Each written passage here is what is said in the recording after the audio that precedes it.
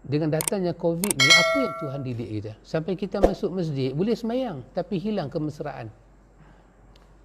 Hang tak boleh sentuh aku tak boleh sentuh hang.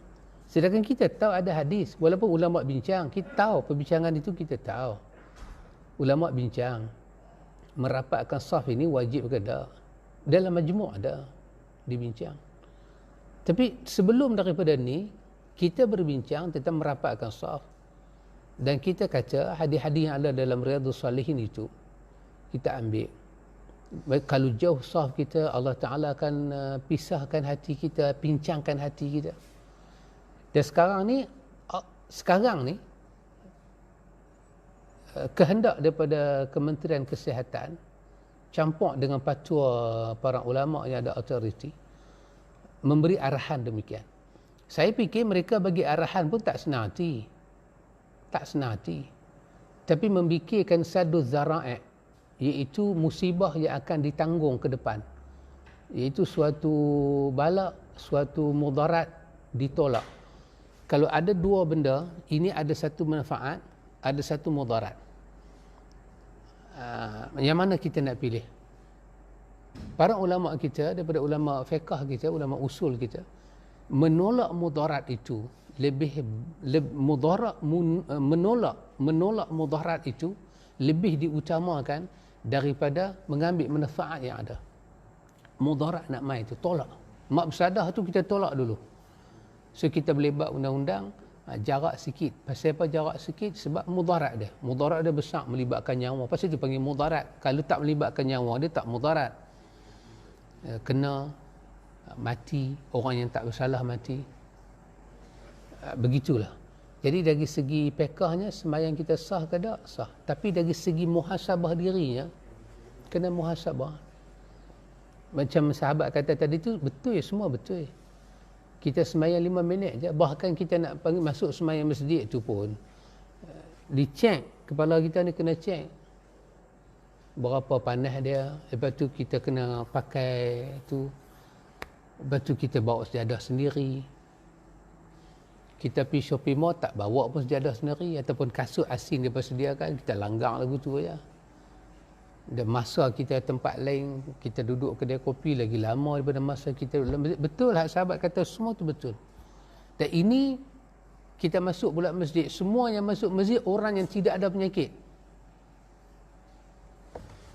Orang yang tak ada penyakit, tak ada bersin, tak ada simptom-simptom nak kena COVID, tak ada. Ini saja orang boleh main masjid dan boleh sembahyang. Masih nak kena jarak ke? Kalau kita jarak dengan orang demam ke, mana sabarlah. Tapi kita memang sihat, sama-sama sihat, perlu ada penjarakan ke? Itu masih belum dijawab dengan menenangkan hati rakyat. Pihak-pihak autoriti belum lagi menjawab dengan menenangkan hati rakyat, dan termasuk pihak ulama tak jawab lagi dengan tenang hati rakyat. Semua jawab ke arahnya sangat jauh sangat. Tapi kita sebagai rakyat, kita tak langsung bergantung ilmu agama kita kepada orang-orang yang buat fatwa ni, tapi kita sendiri ada ilmu yang kita cari. Kita sendiri melihat kepada kita. Kita tak mengharapkan mereka. Kita bercari dalam kitab. Kalau mereka boleh bersidang dengan fatwa, kita pun apa yang Tuhan izin kita jumpa dalam kitab, kita baca. Guru-guru kita menyampaikan kepada kita, kita yakin. So kita pakai apa yang kita yakin, kita beramal. So kita tahu bahawa sembahyang itu sah, sembahyang jemaat pun sah demikian, sembahyang jemaah pun sah demikian. Cuma yang kena muhasabahnya, kita hilang kasih sayang. Sedangkan masjid itu tempat memupuk kasih sayang. Salam tak boleh, duduk dekat tak boleh, makan minum tak boleh, masuk pintu lain, keluar pintu lain. Suasana masjid dah tak jadi macam masjid dah. Okay, satu dah tutup pagar dah. Tak boleh masuk pun takat hak-hak tertentu. Kita masuk masjid pun kita tak rasa aman, kita tak rasa rahmat, tak boleh nak berzikir, tak boleh nak tilawatul Quran awal, tak boleh. Ini semua apa? Ini semua perlu pada muhasabah dan istighfar. Saya ingat itu telah saya bincang panjang dengan sahabat semua dalam awal-awal dulu kita punya kelas di musim COVID hari itu, di bawah buku kita, Keajaiban Istighfar. Semua pihak, daripada yang paling tinggi yang jaga agama, turun kepada yang buat kerja, daripada ahli politik yang pegang jawatan menteri sampai orang kerajaan, sampai alim ulama, mesti muhasabah diri. Main pula hukum hakam sekarang, hak baru ni pula, kuliah hanya lepas maghrib sampai isyak saja. Yang boleh berkuliah hanya ustaz bertauliah sahaja, yang tak ada tauliah tak boleh.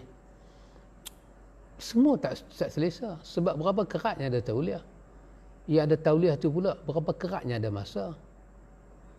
Yang ada masa tu pula berapa keratnya berminat nak mendidik umat. Maka memang tak seimbang dengan masalah kita hadapi, dengan undang-undang yang ada, dengan penekanan kerohanian, tak seimbang. Memang tak seimbang. Jangan kata seimbang, tak seimbang. Banyak ilmu agama, kesedaran kita dapat daripada ustaz-ustaz yang tak ada tauliah. Sejak zaman 80-an lagi. Sejak zaman kita berkecimpung dalam parti-parti politik lagi. Yang banyak duk tarbiyah ni ustaz-ustaz tak ada tauliah lah. Berbanding ada tauliah. Jadi semua ini memerlukan apa, ikhwan? Memerlukan istighfar. Muhasabah kita kepada Allah. Kenapa jadi lagu ni? Jadi soalan yang sahabat berikan itu adalah soalan yang benar. Kerisauan sahabat itu adalah kerisauan yang benar.